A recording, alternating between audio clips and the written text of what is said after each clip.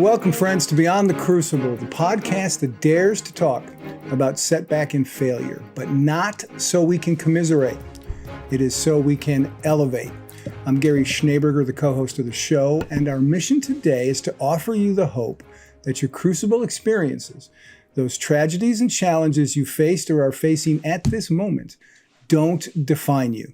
They refine you. They didn't happen to you. They happened for you. And no one I know knows that better, and you'll hear it in this episode, than the host of Beyond the Crucible, the founder of Beyond the Crucible, and my friend Warwick Fairfax. Warwick, I know this particular episode is one that you've been waiting for with eager anticipation, and you're quite prepared and interested in the conversation we're going to have. No question. Very much looking forward to it. And this, listeners, as you listen in, this will be a different conversation than we've had before. So very much looking forward to it. And all of that is because of our guest, Kristin Keffeler, who is a thought leader, speaker, and consultant at the forefront of a global shift in family wealth advising, known as Wealth 3.0. She guides affluent and enterprising families, rising gen, and the professionals who support them in embracing the positive power of wealth and doing the inner work of money. Kristin is the author of The Myth of the Silver Spoon, Navigating Family Wealth and Creating an Impactful Life, from Wiley in 2022, an Amazon bestseller in its category. As the founder of Illumination 360 and the chief learning officer for the Denver-based Johnson Financial Group, she specializes in human motivation and behavioral change, family dynamics, family governance, rising gen education and development, and intergenerational collaboration. I am the dumbest person on this meeting, I guarantee you, based on all of that. Drawing upon her life experience as the daughter of a wealth-creating parents and her years of research in private practice advising and coaching the rising generation in affluent and enterprising families, Kristin believes that members of the rising gen are uniquely positioned to create significant impact in the world and uses a lens of strength to help them ignite their potential. Keffeler brings a multidimensional approach to her work. She earned an undergraduate degree in human biology and chemistry with an emphasis on human peak performance. She also holds a Master of Science in Management with a concentration in public health from the University of Denver and a Master of Applied Positive Psychology from the University of Pennsylvania. That's 3 master's degrees on this call, and I don't have any of them. So Warwick, take it away. Well, Kristin, thank you so much for being here. As I kind of hinted to listeners, we have on this podcast discussions with people who've every kind of crucible you can imagine, whether it's physical challenges, victims of abuse, financial failure, every background. And in most cases, I can say I try to empathize with the guest, but I haven't been through that particular crucible. Here, because Kristin is a consultant and advisor to families of generational wealth and the rising generation, this is something I don't know if I know something about it. I guess I do, but I've experienced it. I know this crucible. This crucible is me. So it was very personal, very exciting. Somehow, this book filled me with hope. I mean, the fact that I'm actually vaguely functional, which I'm probably more than vaguely functional, is like, wow. Indeed you are. That's quite an achievement given my background of, listeners all know this. I'm the 5th generation, or I guess in the technical lingo, I'm a five? G5. G5, thank you. G5, yep. Exactly, which we can unpack, of a very large family media business in Australia. So, but, and I can't think of, we'll unpack this, but Kristin, other than it being very personal, the thing that I came away with, and I have 3 kids, all in the rising generation, 32-year-old son, 28-year-old daughter, 25-year-old son. They're all exactly in the kind of folks And, you'll have to, when I say this, this is not a put down at all, but I read your book and I said, I don't know that it would be that helpful to my kids because they don't need it. And not that... That's good. And that it blew me away because, they're very hard work. I don't need to tell them to work hard. They never got like expensive cars, not that we would have given it to them. It's just their work ethic. I mean, they're the kind of people that you want to employ them because they get it done. They're humble. They work hard. They contribute. They have a strong faith. One quick story, and then I'll let you talk here, so forgive me. But my youngest son, Robbie, who's sort of entry-level sales in Indiana where he went to college, he had a car that we got him, and he wanted a car that worked more for the Indiana brutal winters. And it's like, I found online like a used Mazda CX-5, and I figured out I could get a better deal on it if I get it from this dealer in Minnesota than I could in Indiana. And it's like, it blew me away that he would care that much about getting a good deal, because people from wealthy families, they don't do stuff like that. It was such a gift, not about the money, but his attitude. So anyway, I'll stop talking and just say, thank you for being here. And I love what you do. And let's start out the conversation this way, because what I love about you is that you're not just a practitioner. At least on some level, you do understand what your clients go through. And that is a game changing, because clients feel heard. They feel seen. They feel understood. So talk a bit about why is that and how you got into coaching the next generation, a little bit about your family background that equips you, or at least sparks an interest. Maybe that's a good starting point. Absolutely. I think that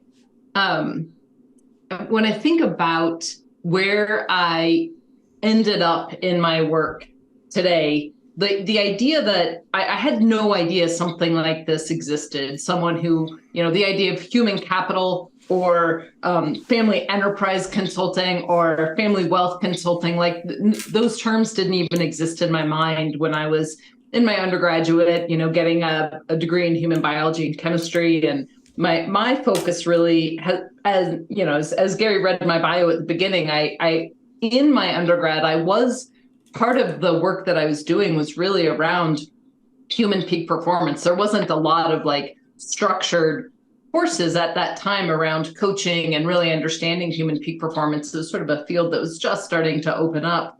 But that's always where my hunger has been, is to try to understand, like, how do we tap into the greatest depth of our strength to create an experience that is one based in like our ability to flourish, rather than really focusing on our ability to suffer, right? How deep can we suffer versus how broad can we flourish in the midst of the chaos that life is. And that's where that's sort of my core wiring. And I really thought that I would follow a path that was, something else. I got a master's in public health and business, and ultimately spent my 20s focused on focusing on health and productivity management at the worksite, which was a perfect confluence of public health and systems thinking and behavior change and business. And I was happily doing that work while in my personal life, my dad, who had always been a successful intrapreneur, building businesses and side businesses, decided that he really wanted to go and do that, but take his chops and use them outside a business and actually build something that was ultimately saleable, which is what he did. So he and my oldest brother, when I was getting ready to go to college, they were starting a business that they funded. They got some outside capital. My dad remortgaged our family home, and like he went to market with this idea that was right idea, right time. Economic winds at their backs. Was kind of the mid 90s, and ultimately by the time I was getting ready to graduate from college, they were getting ready to take the company public. So they did that. They had an IPO. They had a secondary public offering, some months later, and then they ended up selling the company. And this all happened in a relatively short period of time, really. And so there was these series of wealth events that, for me, were happening at a time that was a very tender time of like moving from being an emerging adult, sort of just trying to find my way into the world, and like, what was I going to do for work, and how did I identify myself? How did I think about, earning money in my own right, and really starting to think about how I was going to contribute. And all of this was happening at this time when, like, I was just trying to figure a lot of my own self out. And ultimately, I think my identity experience through that was very different from my three older brothers, just because of the time of life that I was in versus the time of life that they were in, and each of their relationship to my dad and the company and that kind of thing. And so but that's just the like backdrop to how I ended up here and in this role, and the unique perspective that I bring is really fed in part because for my 20s, I spent a lot of time trying to figure out this landscape. There's both the inner landscape of the identity experience of like, well, am I a kid from a wealthy family, or am I like, how much is that me and not me? And how much is that a part of how I think about things, making decisions about what neighborhood to live in and what house to buy, and how much is it just outside of me and really part of my parents' narrative, and I have my own life to live. But there's these intersection points, right? And when we started having family meetings, which was something that was that my dad started pretty early on, where the estate attorney would come in and the financial advisor would come in, and he was really trying to help us understand, how things were going to be structured and what was joint and what was separate and those kinds of things. And I would say meeting after meeting after meeting, I would show up like ready to like, okay, I'm going to get this. And I got so frustrated because so often I did not understand what we were talking about. I didn't understand the language of trust and estates. I didn't really understand financial planning and like what tools you would use and the language there. And so there was this external learning that I was missing and no one was giving. And then there was this internal experience of just trying to figure out like, well, what does it mean to me? And is it good enough for me to just go get a job where I'm getting paid some salary? Or is that like in the definition of success in my family's, through my family's lens, is that good enough? And so my 20s were just a time of a lot of trying to understand and orient myself as an individual and as a part of a family that I really love and care about. And my dad's story, which I'm really proud of, but it's not my story, but parts of it impact me, right? So trying to understand all of that ultimately is what led me to the work that I do. It was me trying to figure it out and then realizing like there have got to be other rising gen. We didn't use that term back then. That's more of a new vernacular, but there have to be other next gen family members who are as committed to understanding how to do this well, how to like engage with this effectively as I am. And there's got to be a way to shorten this learning curve about both the identity piece and also just the nuts and bolts of what do you need to know to actually be a decision maker in this space.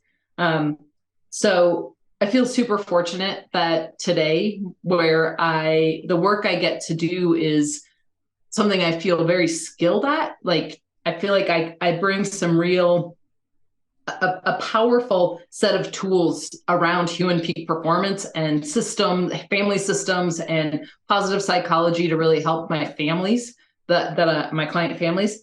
And then I also get to bring this personal experience to the table. So in that, I feel like it's a really safe space for individuals and families to like be real about the parts of being in a significant family that are difficult.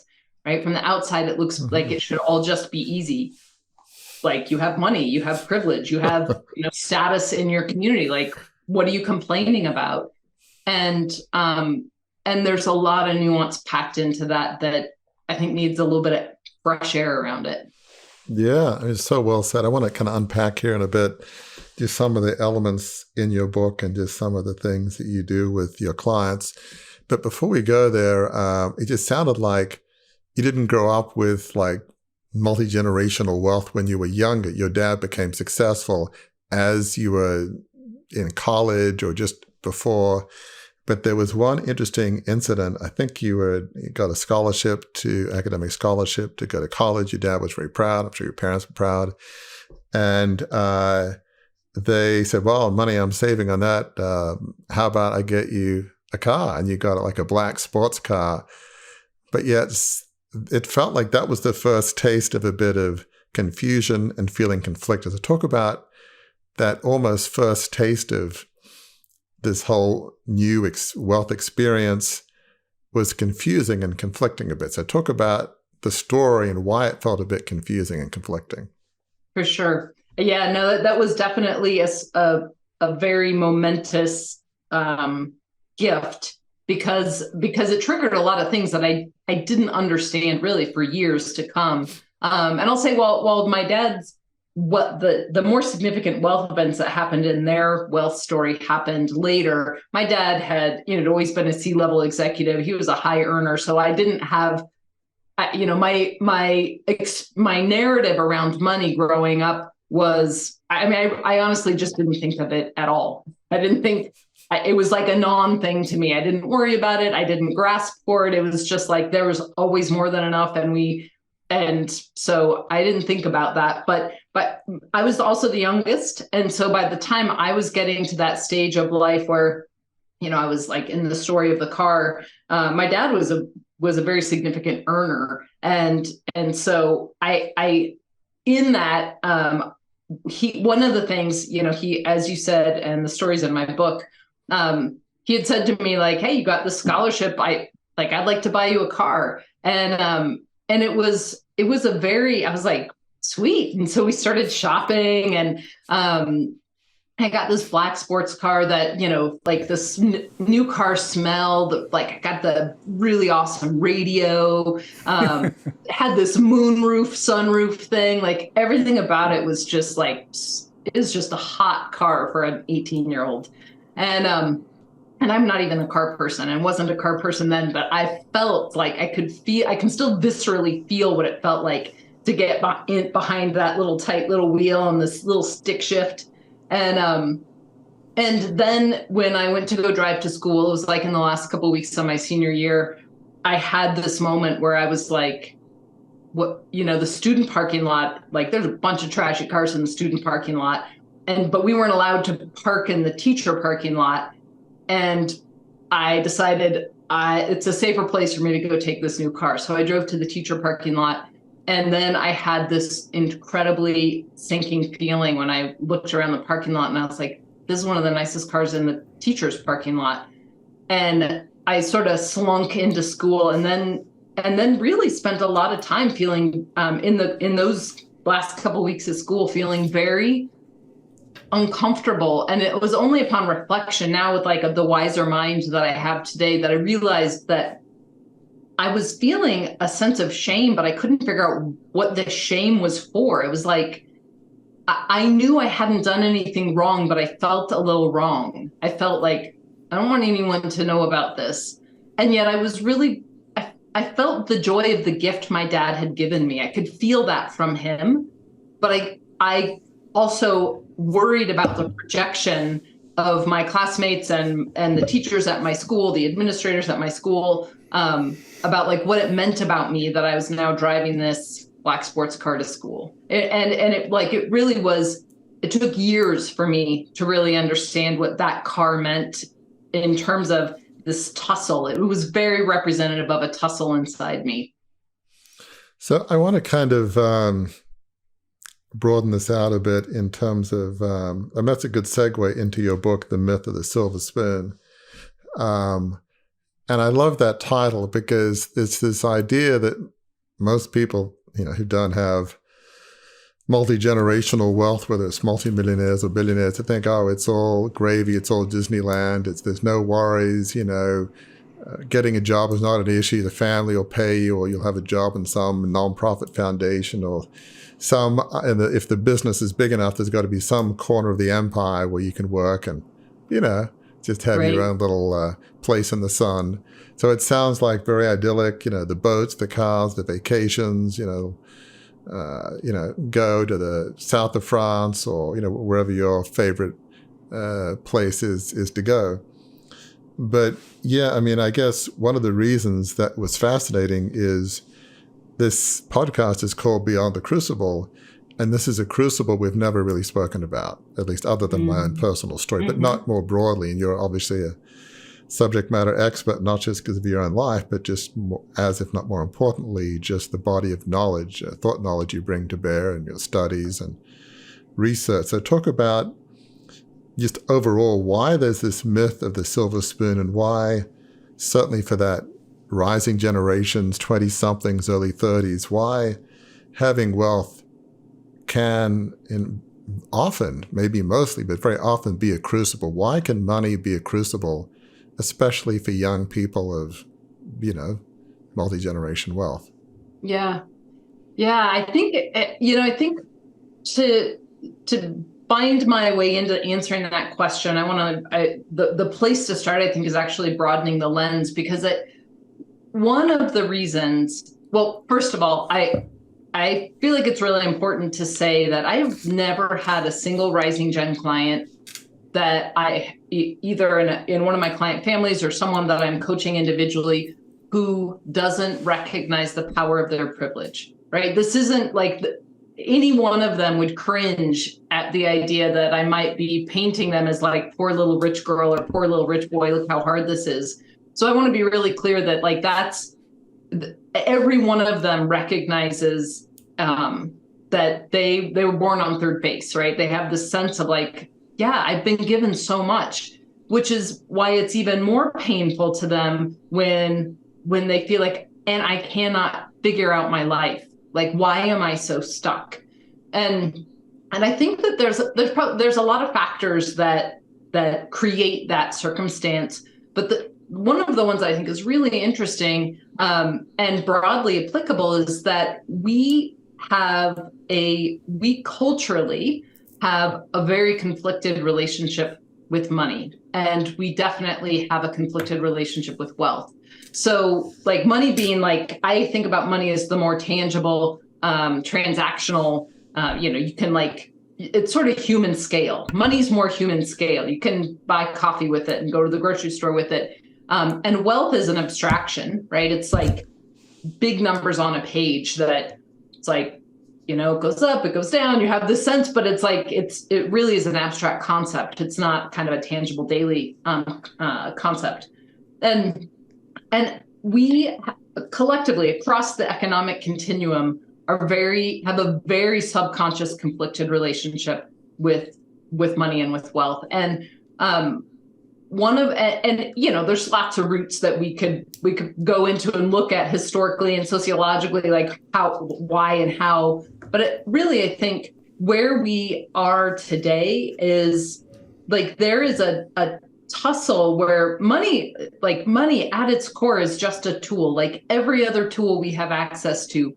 And yet it is such a ubiquitous force that it stands in as a proxy for a lot of human needs, right? It stands in as a proxy in a lot, not just wealthy families, but families in general, or poor people in relationships, where it stands in as a proxy for love or power, or when there's hurt and sadness, like the way to make it better is, a this, I'm going to buy you a this or a that, or I'm going to take you to a nice dinner. And when ultimately there's a human need that's trying to be tended to, but money becomes this thing that we use as a stand-in. And as a result, one of the things we don't have is really good language and understanding about our interpersonal relationship with money. What's our money story? How does it play out? How do you feel? Like if you had to describe money as a friend, what kind of friend would it be to you? Is it the kind of friend you would actually like pick to hang out with and you think is like, no, that one's got my back?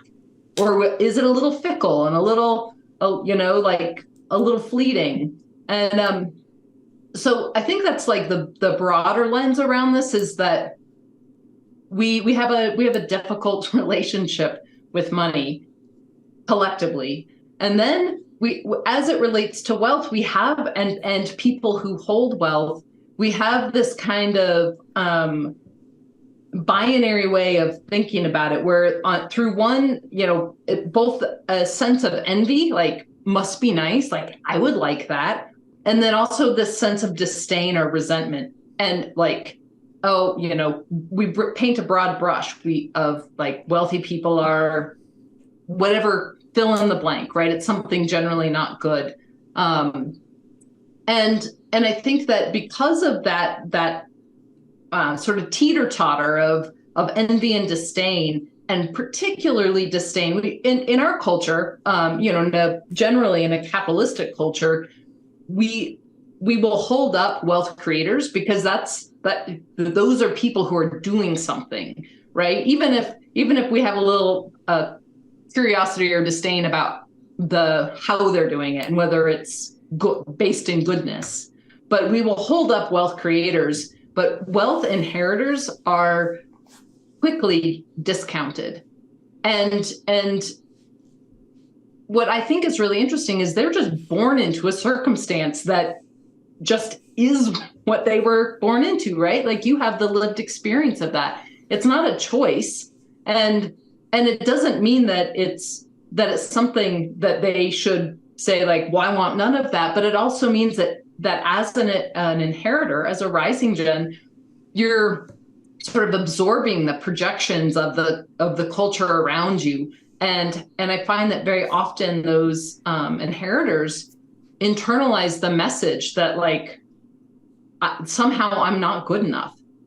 And then you add to that what it is like to be raised in the shadow of a big thinking wealth creator, someone who's doing, whether it's a father or a mother or grandfather or grandmother, wherever it is in the family lineage, there's somebody who has done something that few people are able to do, right? Like that Midas touch, the alchemy of turning lead into gold, and like really creating something significant from that, and try to like find your own bar of success when the bar for success that you can touch, you can see is like so high that it's like, well, sort of my story of like, I don't know, is it good enough just to go get a job, like making a salary? Like I'm looking at people in my family, my dad, my brother, who just went and took a company public.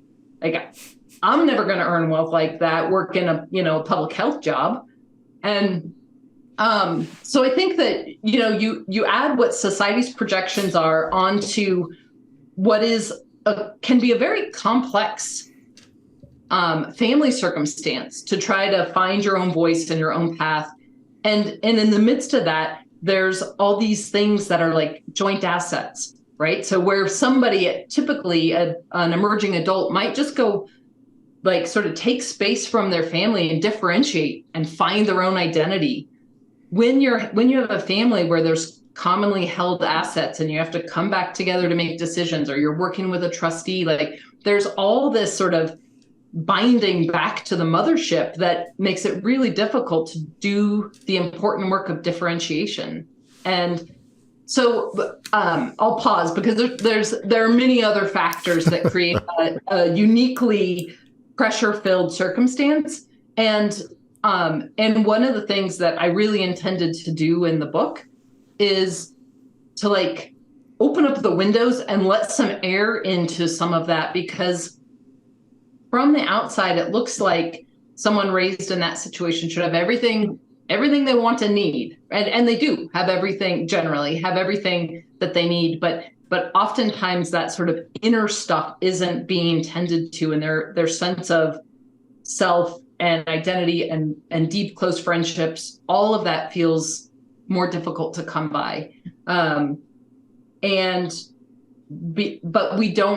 there's not a lot of safe places for kids raised in this situation to actually acknowledge that they have some wounds as well. Yeah, I mean, it's so well said, Kristin, and it is going to be a little different because I guess I can as best I can help illustrate what you're saying and prove your thesis is true. So, everything you said makes sense. I remember something my grandmother said is something like, being born in this wealthy Fairfax family, it's like having dessert. And so you have really a duty to service and to the community. So in my case, which made it, and listeners are obviously familiar with this, but that made it particularly challenging is that this large family media business, which by the time I was around had newspapers, TV, radio, magazines, had the equivalent in Australia of the New York Times, Washington Post, Wall Street Journal, the major opinion leaders. What made it particularly challenging, it wasn't just about the money, the influence that we had on the society was large. Yeah. So it wasn't just about making money. It was like, you have a duty to the nation of Australia. That's what this is about, not so much the money. And so the pressure wasn't just to preserve family wealth. It's like, well, how do I play my part in helping my country, if you will? To have and we had independent newspapers that didn't promote one party or the others. I mean, my dad was probably moderately conservative, but the articles would attack politicians. It didn't matter what party. It was truly an independent paper. And it always has been. So all that's to say is, and you have this the person with the business skills was my great-great-grandfather 5 generations before. And by the time I came around, most of my family are more, journalist types. The business genes had long since died out. So there was this sense of, who am I without being a Fairfax? And, in my case, you had 3 knighthoods in a row, which is exceptionally rare, and they're all earned on their own right. There wasn't, inherited. So my dad had the same name as me. He was Sir Warwick Fairfax, and then there was Sir James Oswald, and before him, Sir James Redding. Now, I moved to America, so I didn't really do much to accomplish that. So I'm not a knighthood. I don't really hand out knighthoods anymore in Australia. It's considered a bit too royalist, and it's just they don't allow that anymore, which is fine. But just the sense of, gosh, I've got 3 knighthoods in a row, and how am I going to live up to my father, who was a great man, had his flaws, but loved him very very dearly and admired him greatly. How to live up to his. He was, again, more of a journalist, philosopher, if you will, but was a highly intelligent person, wrote books on, comparative religion. It was a fascinating guy. So, that was sort of the pressure. And so in terms of, as you're talking about money, I saw how my dad was married 3 times, my mother twice. I saw how money could be very damaging. And, we'd have parties of prime ministers and presidents and Hollywood people, and there seemed a lot of fake people. So to me, I'm a person of strong faith. And in the Bible, it says, money is a root of all evil. I got to tell you, in my Bible, metaphorically, it says it is the root of all evil. That's not biblically accurate.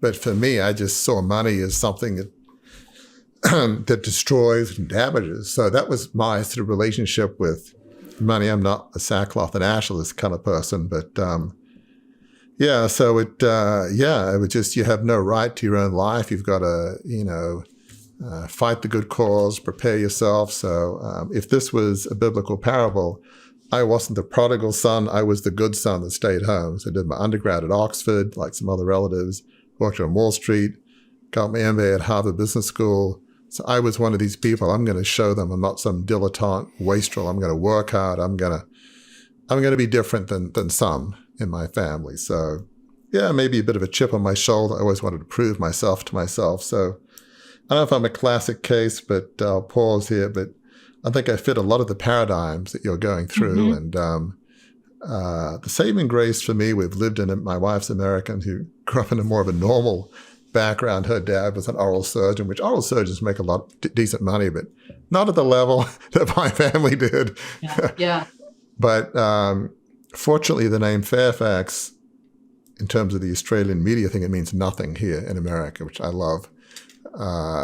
So I can be my own person. But all I have to say is a lot of what you're talking about is really true. It's just trying to find your sense of identity and who are you, and apart from the family business, it's real. So anyway, I don't know if any of that makes sense. I don't know if that fits your paradigm, fortunately or unfortunately. So any comments or reflections on that? Yeah, well, I think what you're naming is like it's the story arc for so many, right? Like you have like lived to tell the tale on the other side of some really, I mean, yeah, like talk about crucible, right? Like that's like you have lived, and the work that you're doing now is so meaningful because it invites people to, one, recognize the depth of their resilience, and two, think about the value of their lives beyond whatever feels like that defining moment, the worst moment. And your story arc is so common in the places I work, right? And ultimately, like you're even talking about, I was talking about the importance of differentiation. That, that's a key developmental milestone. Usually happens sometimes sometime in one's like late teens and early 20s. That's an important time to find yourself separate from your family. You had to move all the way to the US decades later to find that, right? And to really to find the space where Fairfax didn't mean something, where somebody wasn't projecting something onto you or holding on to the story of your story that was like, wow, can I live beyond that? And I think that, I was really struck by what you said about money being the root of all evil.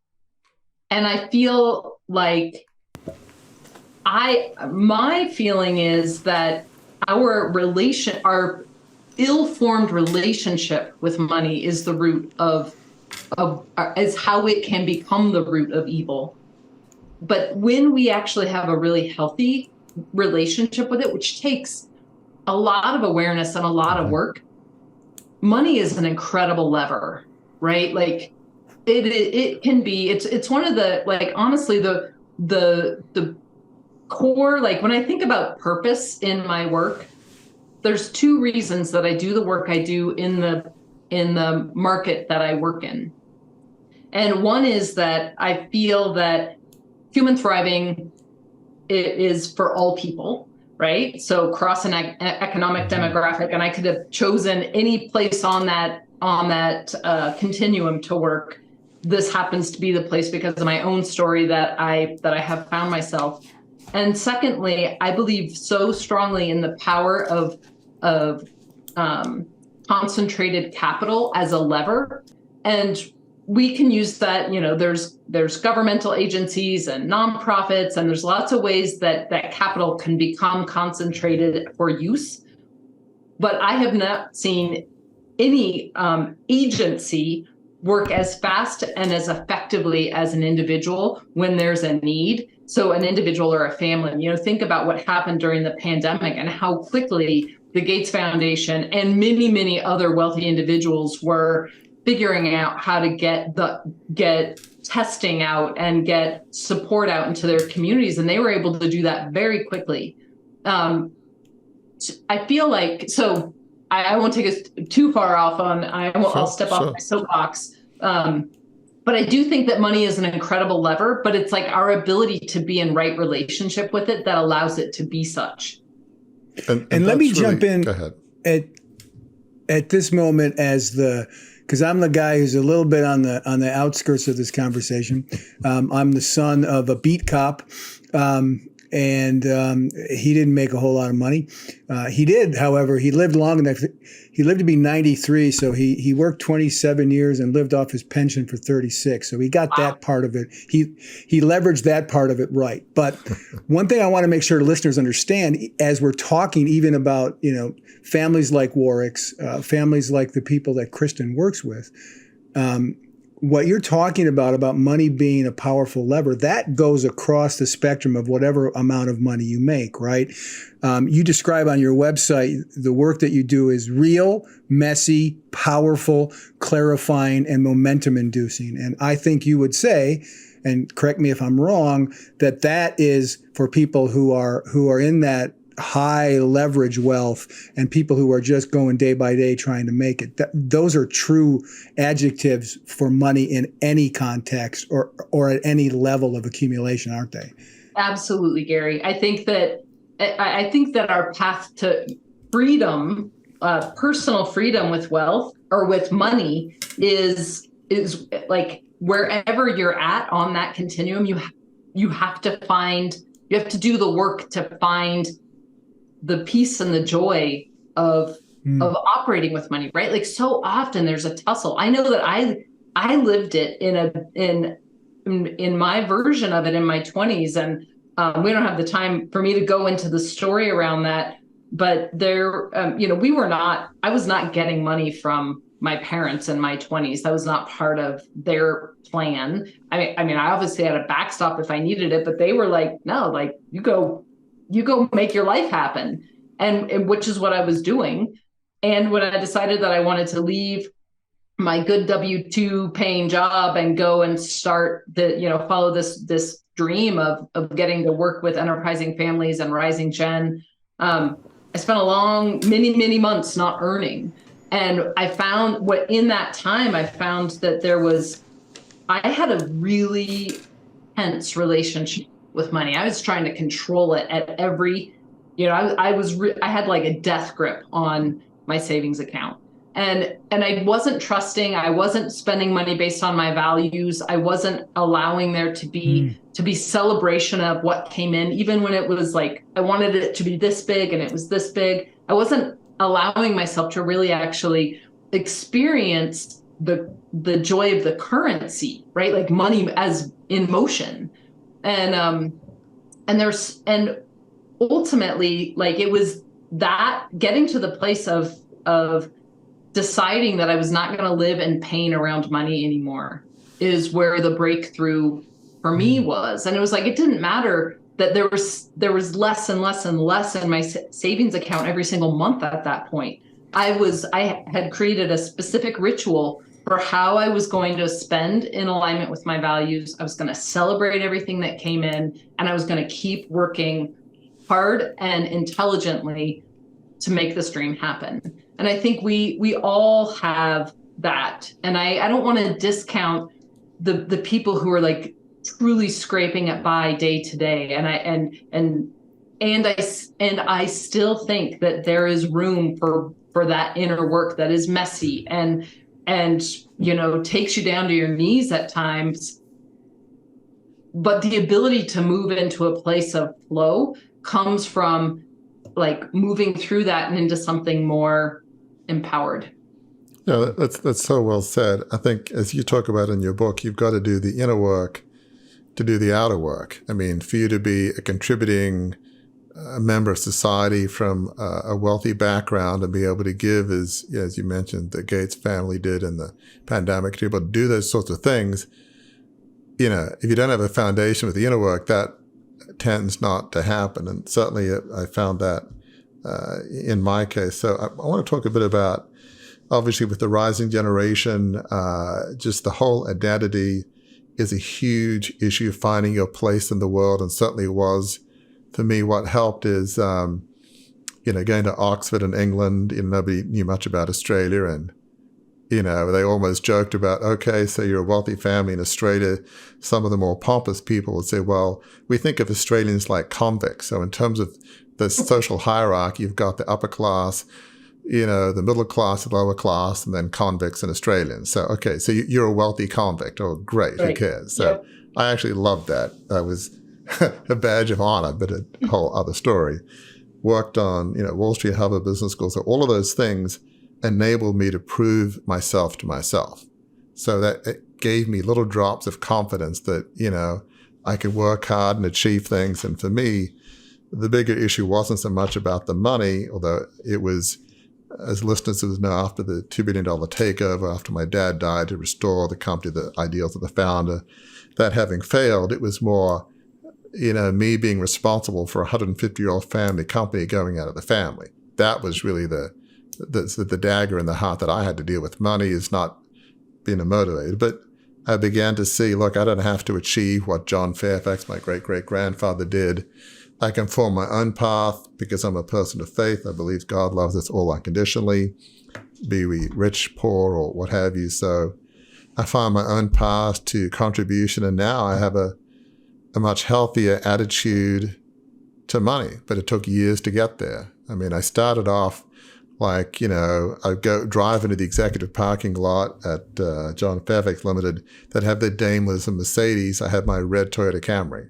That was a badge of honor. I wasn't going to have the fancy car. I was inverse snobbery, if you will. But gradually from there, the years went by. I got a Volvo, and I was a little cringing about that. And then I said, okay, I think I can handle an Audi, which I drive now. It's not right or wrong, but you speak to me 30 years ago, I still wouldn't buy a Rolls or Ferrari. I'm not judging. That would be a step too far for me, rightly or wrongly. But so, now I have a better attitude to money. But I'll pause from my story and just talk about how you connect the inner work to the outer work, how you work with the rising generation. You've got many case studies in your book to have a proper sense of identity and self-worth so that they can begin to be contributing members of society, either to some foundation, to their own work, and how you make that change, because it's clearly not easy. Every family has its own challenges and dysfunctions and attitudes about money and control. Or what are some of the principles you use to change the inner work or the inner game so that they can be contributing members of society and use that wealth for positive purposes? Yeah, it's such a big question.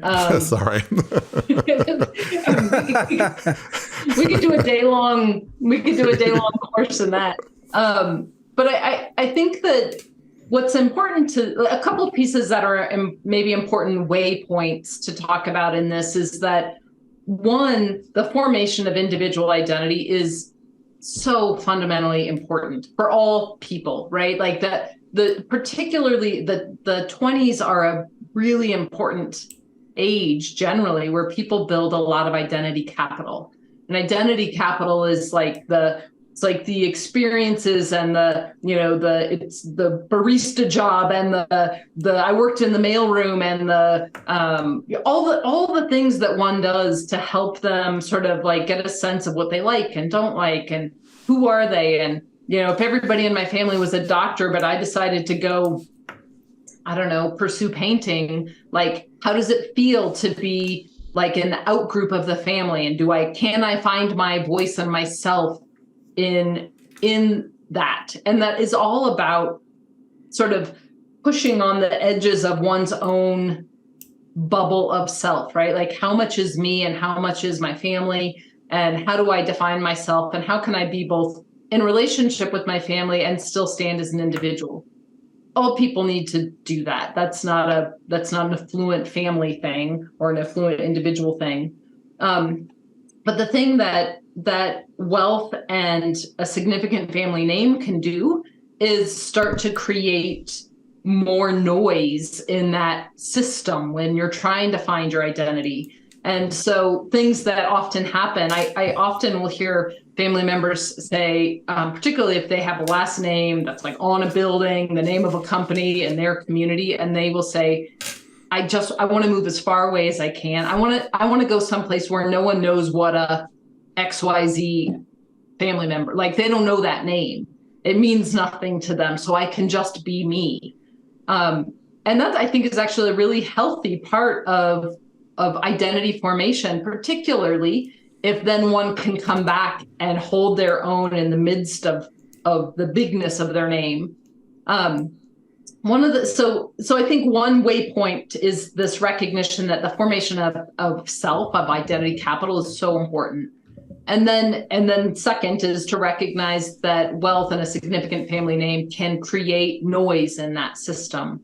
So then third is ultimately in the book, what I did was take what I do in my coaching work and try to define it in a way that someone could work through a process on their own, so that they could actually do some of this without needing to be on a phone call with me or someone like me. And so I won't go through, there's 7 steps in this process, because part is inner work and part is outer work, meaning like the inner work is like the who am I, what's the mindset I have. The outer work is like what behaviors do I have and how do they align with who I am on the inside. So what I will say though is that, without going through all 7 steps, is that really recognizing the impact of mindset. So mindset is like, it's like the big filter for, like, if I think that the world thinks that I'm not worthy, that's a mindset that I'm taking every piece of data from the world into me through this filter of unworthy. So you have to like be very clear about what mindset you want to cultivate, and then be vigilant in continuing to own that mindset.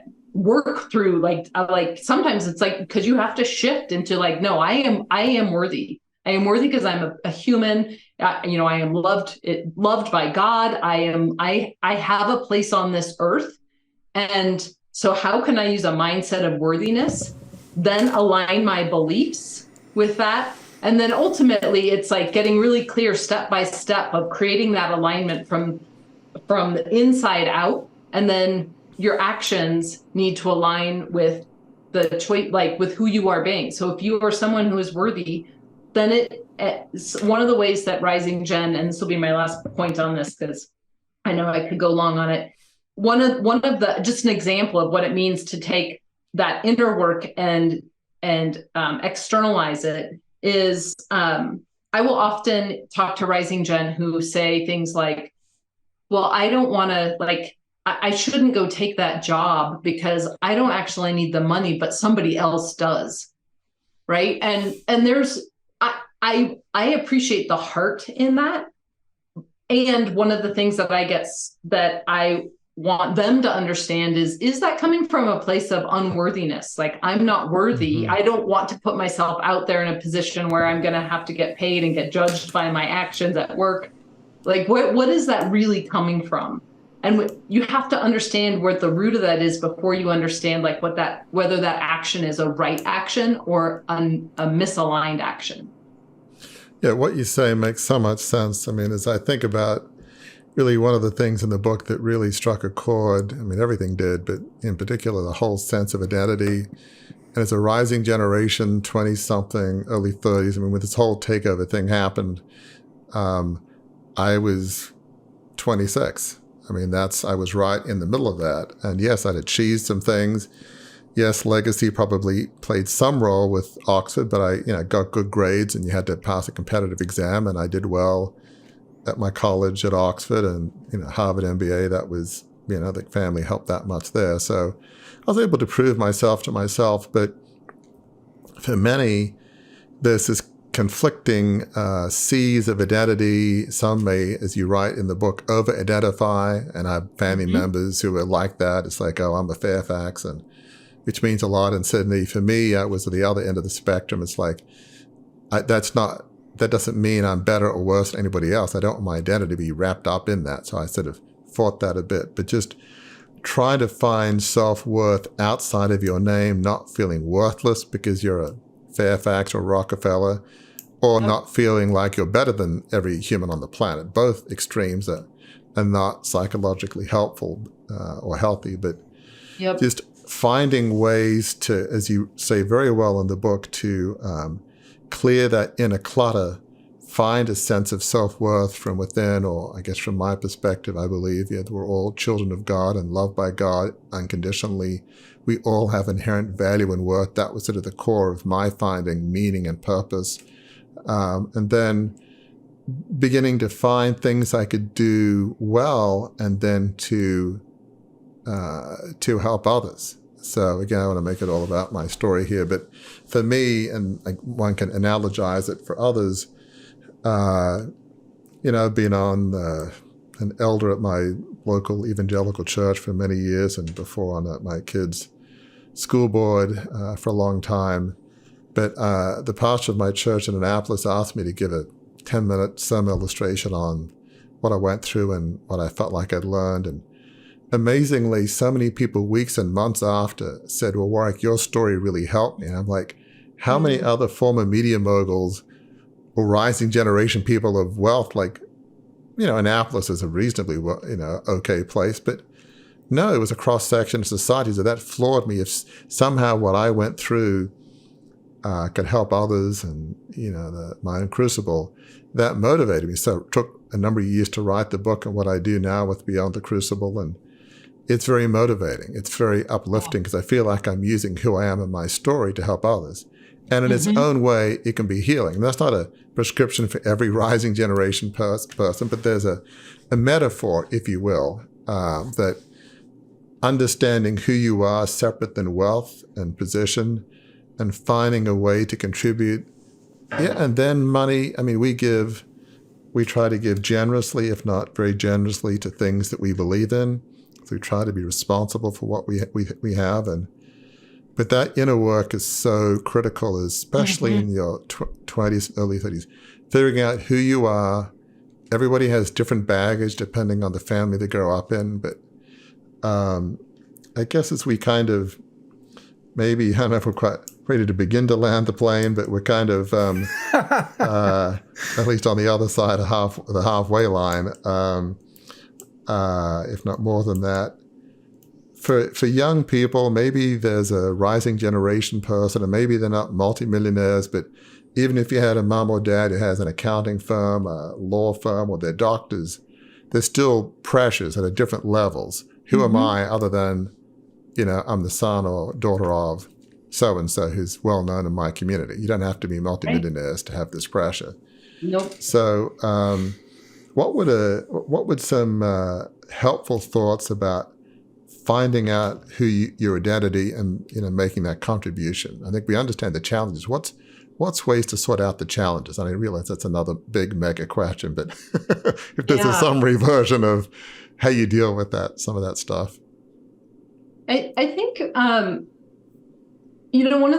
one of the best ways that I know to start to really understand who you are is to have the courage to try things, right? Like you figure out what works and what doesn't work for you. One of the things that is in the research that I did that shows up in the book, and it was when I did my master's work at the University of Pennsylvania in applied positive psychology, the research project I did was to study exemplar rising generation family members. So rising gen who are at the top end of development. And I wanted to understand if there were specific character traits and skills that they maybe had in common that helped them get to the place where they could say that they were thriving and that they had lives of meaning and purpose. And one of the things that was common in those interviewees was a growth mindset. So growth mindset being the ability to recognize that your intelligence is malleable, your grit is malleable. Like we have the ability to grow and learn, and that we don't have a fixed amount of anything, right? That it's not like, so people who have a fixed mindset get very stuck in not wanting to try, they don't want to do something where they might be shown a fool, right? Like, well, I'm not going to get too far over my skis, because if I accidentally shoot too high and try to grab for something that's way up here and I fail, everybody's going to know I'm a fool. Where somebody that has a growth mindset will do that exact same thing. And if they stumble and fall, they'll go, wow, what did I learn from that? All right, what do I need to take from that to go move into this next thing, right? So there's less fear around just trying things out and it being okay if, turns out engineering wasn't your thing. All right, let's pivot. How do you take what you learned from what did work about that field and apply it to architecture, or right? There's a lot to be said for the courage to try. Is a huge part of being able to form a strong, connected identity. And that is in part the individual's work. Like each individual has to have that courage.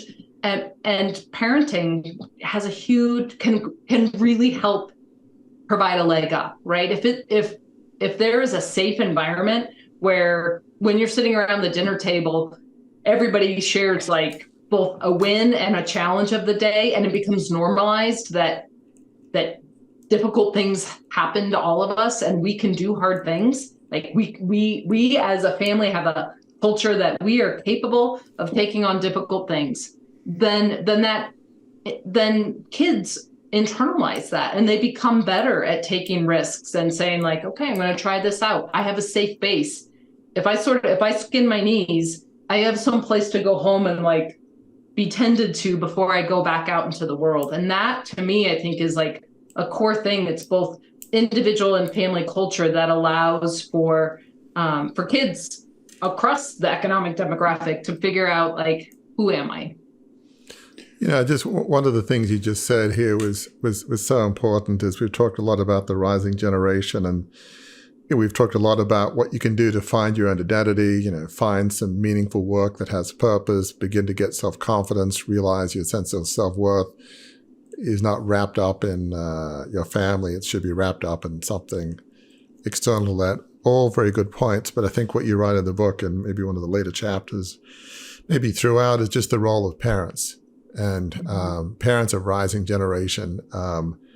Especially, like I was somewhat fortunate, despite all of the somewhat level of dysfunction in my family, is by the fifth generation, my father had grown up in a wealthy family. So both my parents were cognizant of not wanting to spoil me. So they went in with, they weren't perfect. I mean, I'm not perfect either, but they didn't lavish expensive things on me. That wasn't going to happen. With my first car, I got this little Renault 5, which was a small car back in the late 70s, early 80s in Europe, because I was going to Oxford. I got half of that out of my own money for a part-time job I had. Well, that was really smart the way they organized that. I had tremendous pride of being able to pay for half of that, little car myself. Right. So I guess where I'm going with this is with parents, it's just so important for parents not to give their kids too much, to have a sense of work ethic. But a lot of people have work ethic in wealthy families, at least the people who make it. But a sense of humility, a sense of values. You write about this in the book. What are the values that we want to, not transfer to our kids, but what do we stand for? My wife and I have tried to do that in our own family, and just by modeling certain behaviors. One of the values that we had is I wanted to be around my kids' games. I wasn't going to be this absentee father the way some are. Every birthday when listeners have heard this story a million times, we would go around the table saying, what do we most admire about whoever birthday it is? And we've done that for a lot of years. My boys, who are more athletic and picked up my wife's genes, she's more athletic, every single card they write, they say, Dad, you were at my tennis game, at my basketball, every single birthday for, I can't tell you how many years. So I guess that admonition is, I know if you're very successful, you're probably really busy. You got to be there for your kids' activities. You got to, because that matters. So anyway, I guess I've given a little mini sermon there, so forgive me. But I guess, do you have a few words for parents out there of the rising generation, just things that they can do to, at least make the rising generations easier at life, so much easier than it could be? Yeah, well, I think you said it. You said it a little bit, and in some ways, don't make it easier, right? Like, yeah. There's a difference between. I think one of the things that is an important distinction, and this isn't just for super affluent people. This is for people who just have more than they need to get by. That financially speaking, that when we as parents, when we have our best bet with our kids is to be thoughtful about what it is we're actually trying to parent for, because money can be a buffer. It can solve a lot of problems, and it can solve problems that make our lives easier, right? Like, oh my gosh, my kid forgot his cleats at the field again. Like, you know what? let's just buy him. We're going to buy him 2 pairs now and stick them in the closet. And but that makes my life easier. I can buy those really quick rather than say like, no, we're getting in the car and you're going to go down to the field and you're going to walk back and forth until you find your shoes, right? Like there is a way that parenting, when you're thoughtful about parenting based on values, like who are we, right? The value you named was that you really wanted to be present for your kids, that there was a sense of like, nope, it's not just that they are appendages in my family, but I'm off doing this other thing, but like, no, I want to be actively a part of their lives. That's the most effective way to transmit values, is to live them, right? Our kids pay attention to what we do, not what we say. And being aware that money is something that can create a buffering effect. So you have to be even more thoughtful about what it is you're trying to parent for. So if you want kids that are gritty, and if you want kids that have a growth mindset, then being really thoughtful about how and when do you use the resource you have to because you can, and when do you like be really clear that you're not going to do that, right? Your kids will know that you can. So it's even tougher to be, I think it's where you have to be really clean in your relationship with money to be able to say, you know what, honey, I know that I could buy you those cleats. And the truth is, I think it's more important that you really understand the value of taking care of your things. So we are going to take the time together to drive back over to the field, and I'll help you look, but we're going to find those cleats, right? There's a distinction there that kids understand. It's like, yeah, I could do that, but I'm not going to, because there's something else that is more important. So Warwick, do you have another question or another direction that you want to take things? Because I have an idea. No, you go right ahead. Yeah, you go right ahead. All right. So I have finally figured out what my role is in this conversation. And that is this. My role is to be the apple cart upsetter. Okay? That's my role in this conversation. So I'm not going to take this time before the captain turns on the fasten seatbelts. I'm not going to take this time to ask our guest a question. I'm going to take this time to ask our guest to ask our host a question, because we rarely get this opportunity where we have a guest, in all seriousness, who has expertise in your crucible, in the beats of your crucible. So I'll ask you, Kristin, is there something about Warwick's background story, what he's been through? Many times in this conversation, you've said you found this in your research. Is there anything about his story, his journey, that you're curious about as an expert in this field? Yeah. I'm curious, Warwick, if your of all the many, many lessons that you've learned through your crucible experience, what is the most valuable one that you would most want your kids to internalize? So, boy, that's a great question. I guess my most important value is my faith, my faith in Christ, so to speak. They all have a strong faith.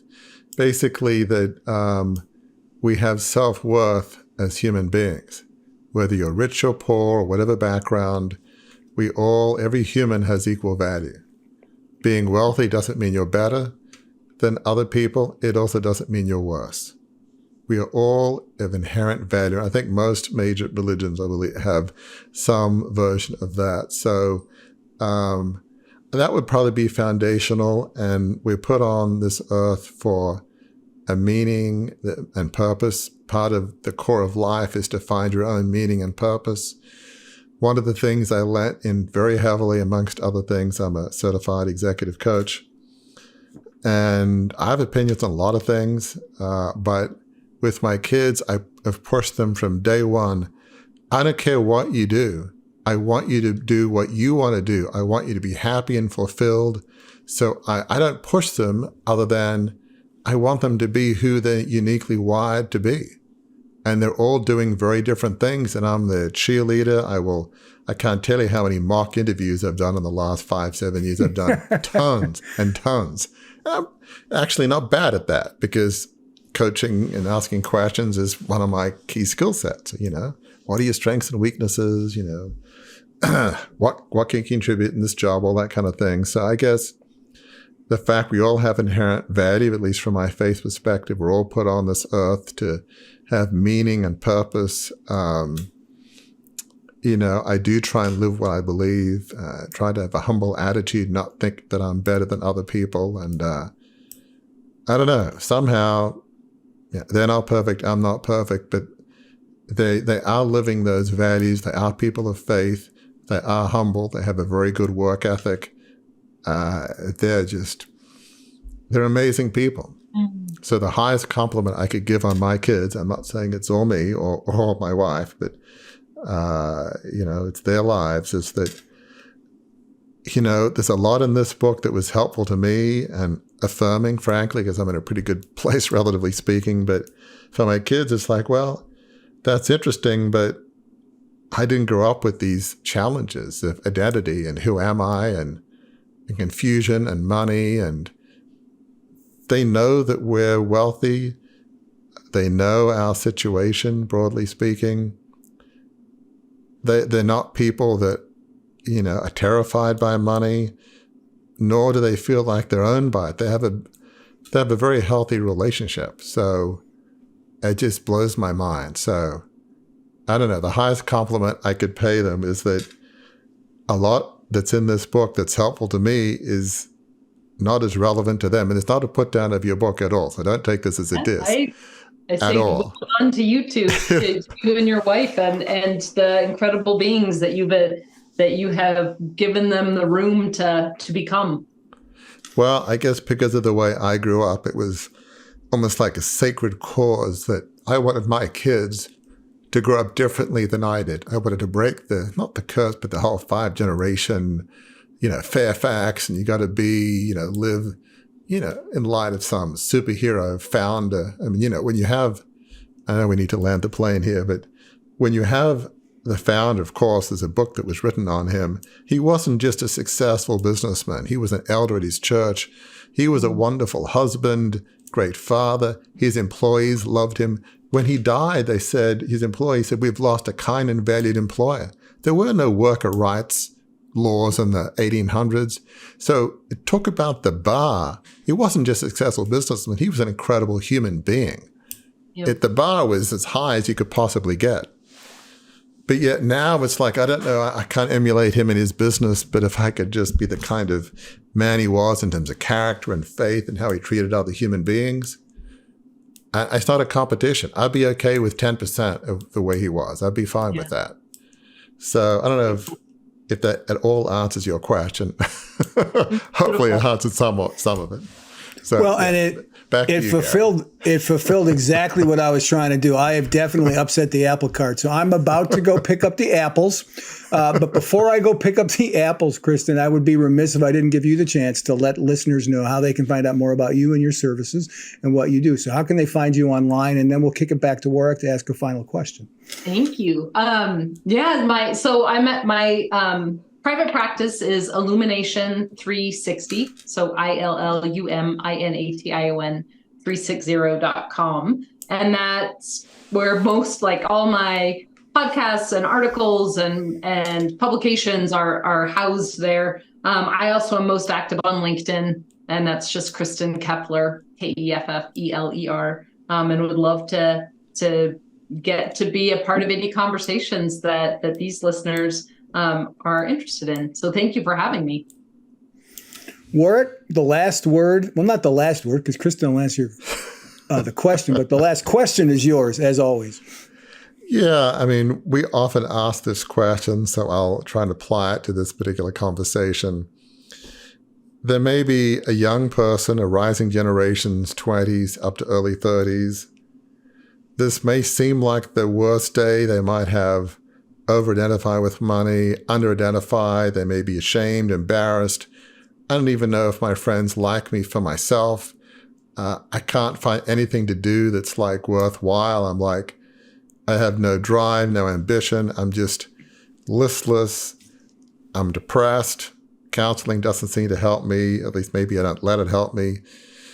There may be some rising generation that today maybe, I don't know if it's their worst day, they may be in a bad, confused, somewhat despondent place saying, what is my role in the world? I'm just this small cog in this big machine. I'll never live up to my parents' expectations. And, why bother? Well, why bother? It's all too hard. I'm just going to give up on life. I'm just going to check out. Maybe I'll sit on the beach for the next 50 years and I don't know, better than nothing. What would a word of hope be for that rising generation that maybe today's not a great day? Maybe they're in a pretty bad place. I know it's a big question, but at least what would a grain of hope or a ray of hope, if you will, you could give to that rising generation person? Yeah, that's big. I think I would say we all are worthy, and there's a unique gift that every single one of us is here to give. And I think one of the greatest sadnesses is for someone to go through their life and not really even scratch the surface of what that is. And it can take the courage of a lion to be willing to go lean into yourself enough, to know yourself enough to tap into that unique gift. And yet it is there like a little flame. Every single one of us has it. And it may feel like it is so small that you can't even you can't feel it. But the more you actually let a little light, a little oxygen, a little fuel in there, the more that flame grows, and the easier it is to hear that small, still, quiet voice that is guiding you to the next right step. And that's all any of us needs to do, is like tune in enough to know what the next right step is. And I think that there is, so that would be the sort of message of hope, is like, it's there, like that little flame is there. And ultimately, the goal doesn't have to be to go do something massively significant in the world. It is good enough to figure out how to be someone who is showing up with that light, and that spreads to people, in all sorts of ways that become part of a virtuous cycle that when you give out, you get fed back to. And takes a little bit of courage, but it's possible. And the last thing I would say is every single one of us has at least one experience we can probably lean on from some time. It may be in childhood or teenagehood, when we know that we really showed up as our best, and being able to lean into and uncover times that we have already experienced that can be great fuel when we're at moments of feeling very desperate that it's not there. I have been in the communications business long enough, listener, to know when the last word's been spoken on a subject, and Kristin just spoke it. So until the next time we are together, I'm going to steal a couple of the adjectives that Kristin uses in describing her business in saying this. We know that your crucibles are real and messy. But we also know this, and Warwick's talked about it, and Kristin's talked about it. They're not the end of your story. You can learn the lessons of those crucibles. You can apply the lessons of those crucibles. And when you do, you can write the next chapter in your story, which can be the best chapter in your story, because where that chapter will lead to as you walk out that journey is to a life of significance. If you enjoyed this episode, learned something from it, we invite you to engage more deeply with those of us at Beyond the Crucible. Visit our website, beyondthecrucible.com, to explore a plethora of offerings to help you transform what's been broken into breakthrough. A great place to start? Our free online assessment, which will help you pinpoint where you are on your journey beyond your crucible and to chart a course forward. See you next week.